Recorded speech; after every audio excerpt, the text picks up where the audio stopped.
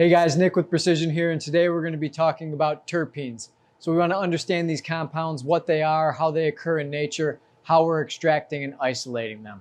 So the first thing that I'd like to bring up is terpenes are actually a variety of organic compounds.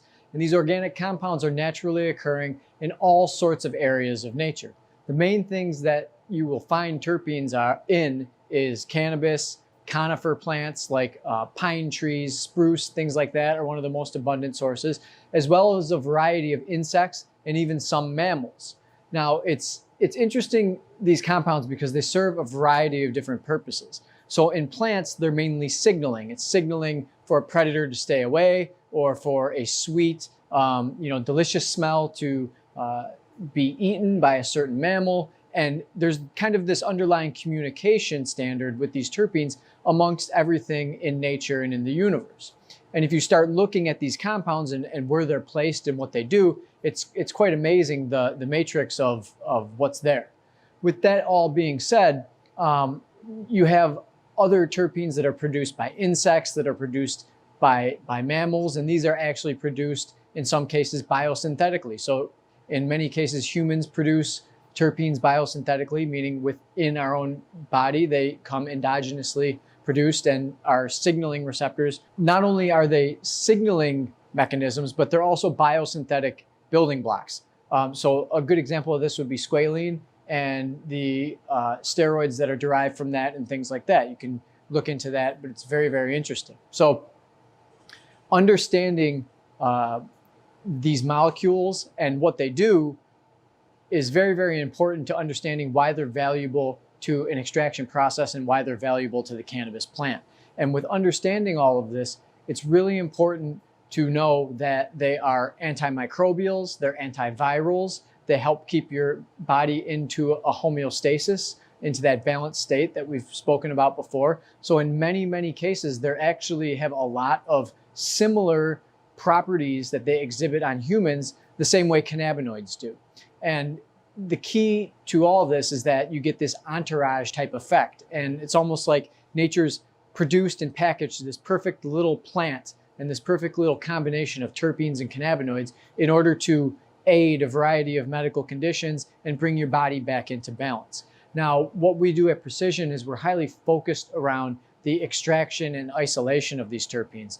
The extraction and isolation of these terpenes is a very special process because the molecules in and of themselves, whether they're monoterpenes or sesquiterpenes or triterpenes, there's a bunch of different types of these terpenes, but in general, they're all very delicate. When I say they're very delicate, they're very prone to degradation. They're very prone to really being diminished or their molecular structure being changed with any sort of heat, any sort of excessive stress, we'll say, to that molecule without getting into overly technical terms. So what we're trying to do from an extraction process is extract these very, very gently, extract them at a very low temperature, and do that in a manner that is going to actually render that molecule unadulterated in that extract.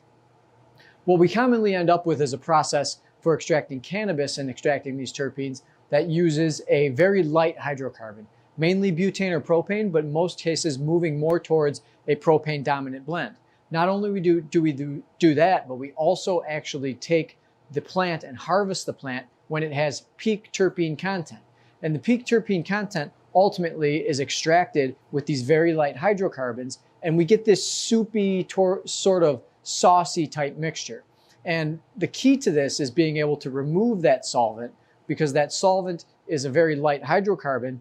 For example, propane can boil off at -41 degrees. And what we'll actually do is we'll just apply a very light heat. So it'll be enough heat to remove the solvent, but not enough heat to disturb or degrade any of those terpenes. Ultimately, we can centrifuge off those terpenes and separate them from the cannabinoids, because the two layers are obviously separatable by the centrifugal force, and we have a purified terpene compound.